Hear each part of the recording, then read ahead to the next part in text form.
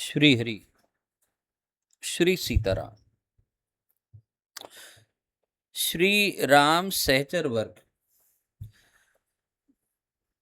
दिनकर सुत हरिराज बाली बच केसरी औरस दधिमुख द्विविध मयंद ऋक्षपति समको पौरस उल्का सुभट सुषेण दरीमुख कुमुद नील नल सरभरु गवय गवाछ पनस गंधमादन अतिबल पद्म 18 जूथपति रामकाज भट भीर के शुभ दृष्टि वृष्टि मोह पर करो जे सहचर रघुवीर के। भक्तों, सूर्य के पुत्र वानर राज सुग्रीव जी, बाली पुत्र अंगद जी,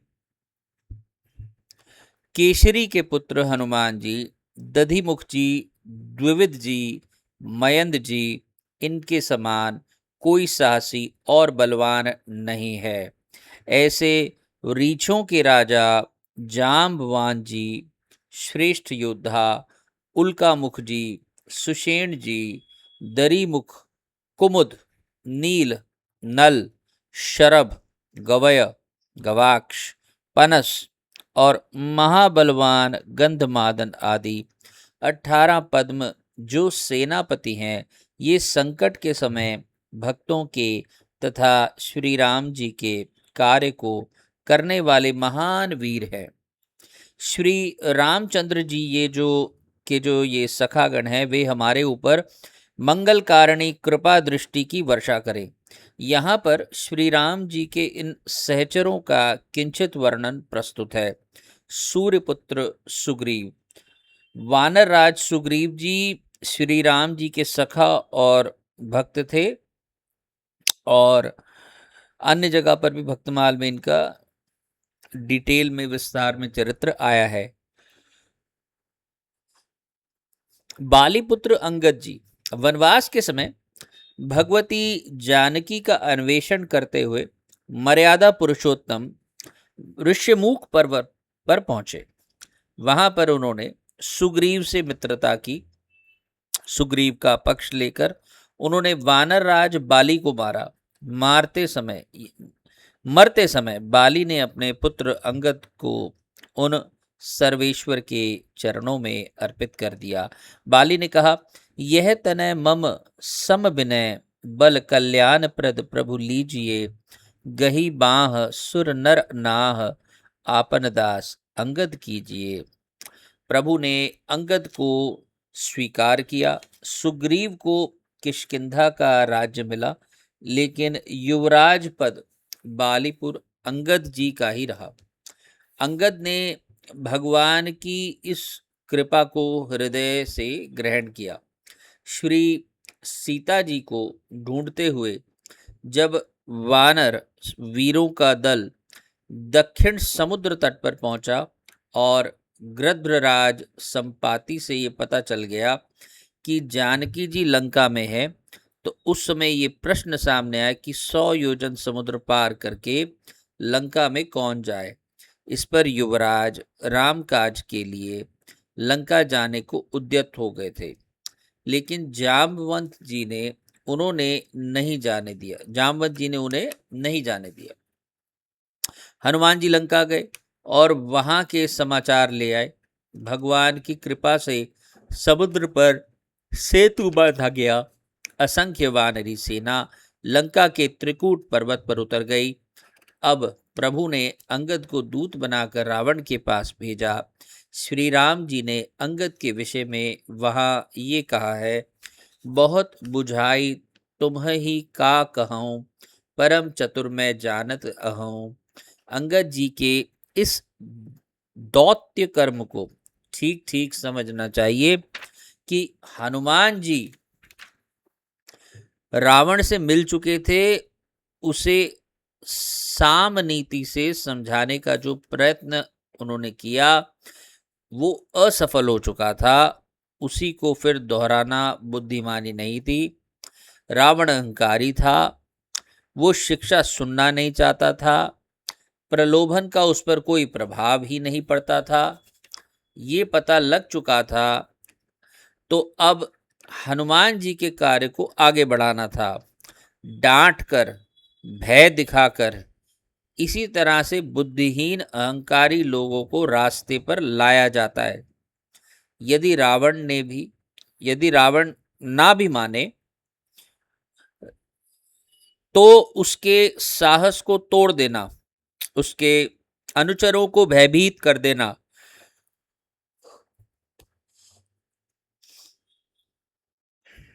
आने वाले युद्ध की दृष्टि से ये बहुत आवश्यक था। अंगद जी ने यही किया। रावण की राज्यसभा में उनकी तेजस्विता, उनका शौर्य अद्वितीय रहा। भगवान श्री राम सर्वेश्वर हैं, उनके सेवक की प्रतिज्ञा त्रिलोकी में कोई भंग नहीं कर सकता है। ये अविचल विश्वास अंगद में था। इसी से उन्होंने रावण की सभा में प्रतिज्ञा की, जौ मम चरण सकसी सठ टारी, फिर ही राम सीता में हारी। इस प्रतिज्ञा को दूसरा कोई अर्थ करना अंगद के दृढ़ विश्वास को ना समझना है।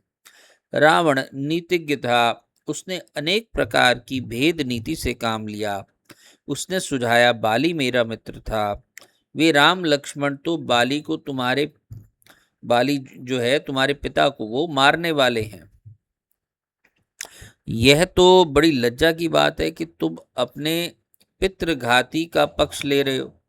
अंगद ने रावण को स्पष्ट फटकार दिया, सुनु सठ भेद होई मन ताके, श्री रघुवीर हृदय नहीं जाके। जब रावण भगवान की निंदा करने लगा तो युवराज उसे सह नहीं सके। क्रोध करके उन्होंने मुट्ठी बांधकर दोनों भुजाएं भूमि पर बड़े जोर से दे मारी। भूमि हिल गई। रावण गिरते गिरते बचा। उसके मुकुट पृथ्वी पर गिर पड़े। उनमें से 4 मुकुट अंगद ने उठाकर भगवान के पास उछाल दिए। इतना शौर्य दिखाकर, इतना पराक्रम प्रकट करके जब वे प्रभु के पास आए और जब उन दयामय ने पूछा कि रावण जातु धान कुल टीका, भुजबल अतुल जासु जगलीका, तासु मुकुट तुम चारी चलाए, कहु तात कवनी विधि पाए। परंतु जिन पर प्रभु की कृपा है, जो भगवान के चरणों के अनन्य भक्त हैं, उनमें कभी किसी भी प्रकार का अहंकार नहीं आता है। उस समय अंगद जी ने बड़ी सरलता से उत्तर दिया कि सुनु सर्वज्ञ प्रणत सुखकारी,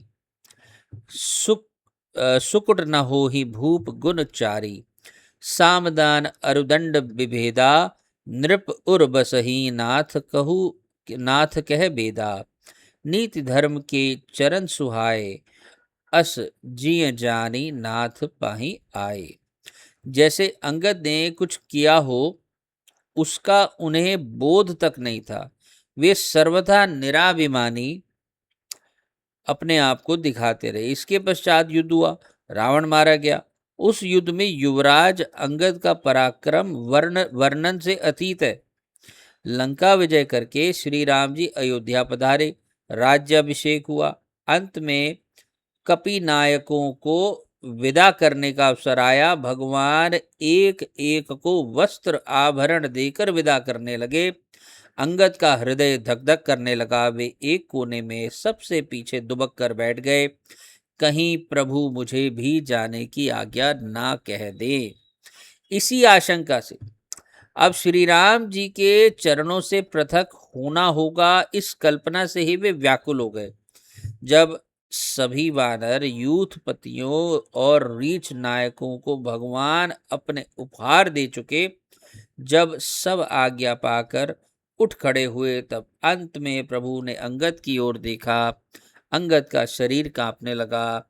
उनके नेत्रों से आंसुओं की धारा बहने लगी। वे हाथ जोड़कर खड़े हो गए और कहने लगे, सुनु सर्वज्ञ कृपा सुख सिंधो, दीन दया कर आरत बंधो। मरति बेर नाथ मोहि बाली, गयऊ तुम्हारे ही कोछे घाली। असरन सरन बिरदु संभारी, मोहि सो ही जानी।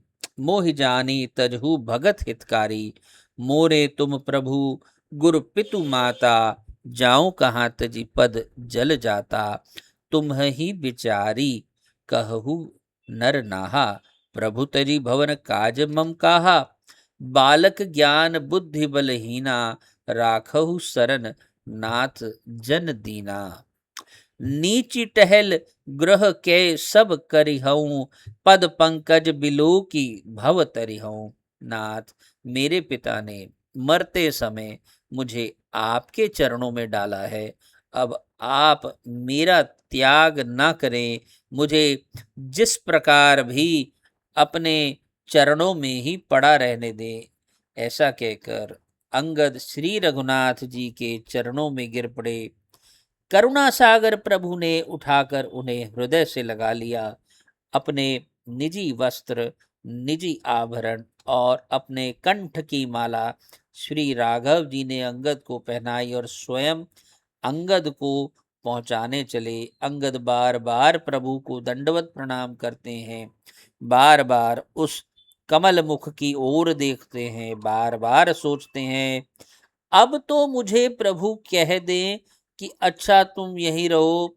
दूर तक दया धाम ने अंगद को पहुंचाया। जब हनुमान जी सुग्रीव से अनुमति लेकर श्री राम जी के पास लौटने लगे, तब अंगद जी ने उनसे कहा, कहे दंडवत प्रभु मैं तुम्हें कहूं कर जोरी, बार बार रघुनायक ही सुरती कराए हूँ मोरी।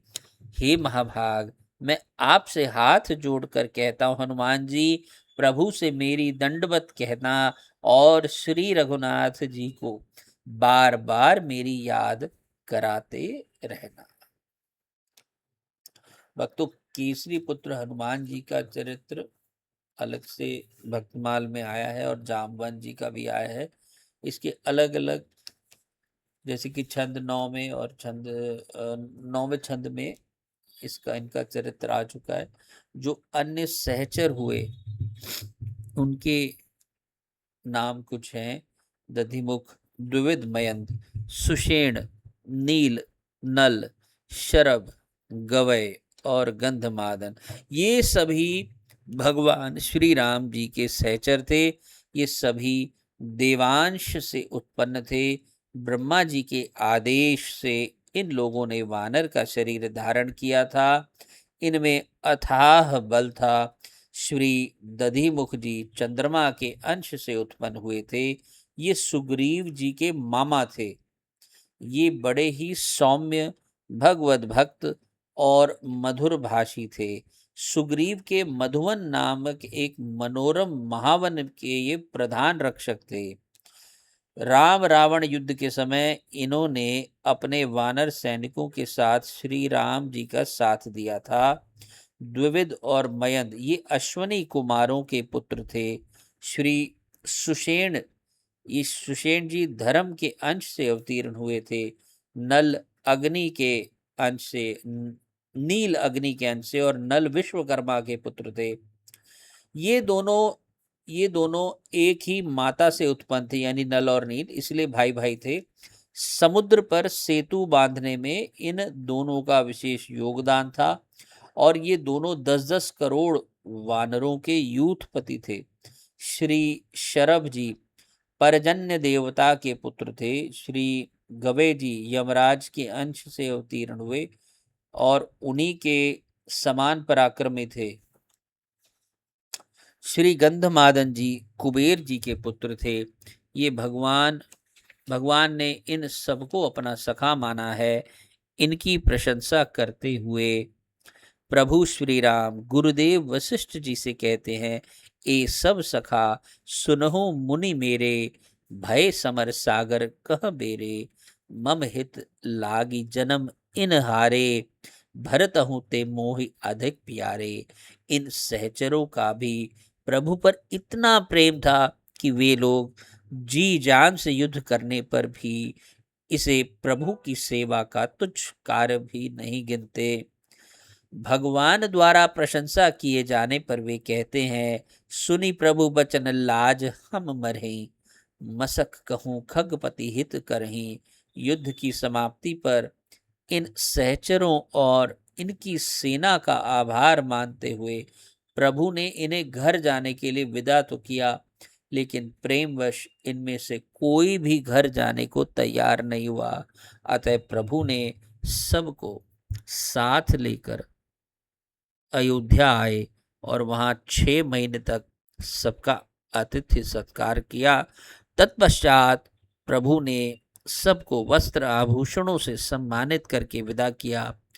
अन्य लोग तो प्रभु श्री राम जी की सांवली मूर्ति अपने हृदय में बसाकर चले गए, परंतु अंगद जी और हनुमान जी तब भी नहीं गए।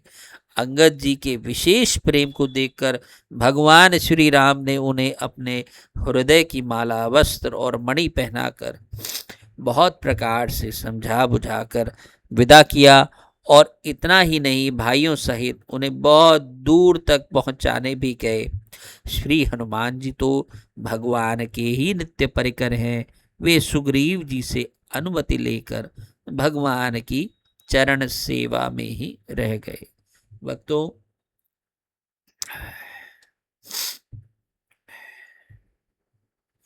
बहुत सरलता से और बहुत स्पष्टता से अंगद जी का चरित्र और अन्य सहचरों का चरित्र यहाँ आया है। इसमें कुछ अधिक कहने की जरूरत नहीं है, सब स्पष्ट है। और इसके साथ मैं वाणी को विश्राम दूंगा। ये श्री राम जी के सहचर गण, जैसा कि आप भगवान श्री राम जी कहते हैं कि वशिष्ठ जी को कि भाई भरत होते मोहे अधिक प्यारे, ये भरत से भी मुझे अधिक प्यारे हैं। इनके चरणों में बार बार वंदन करते हैं हम। और अगले भाग में हम 9 नंद जी का चरित्र कहेंगे। मैं वाणी को विश्राम दूंगा। जय जय श्री सीताराम, जय जय श्री सीताराम।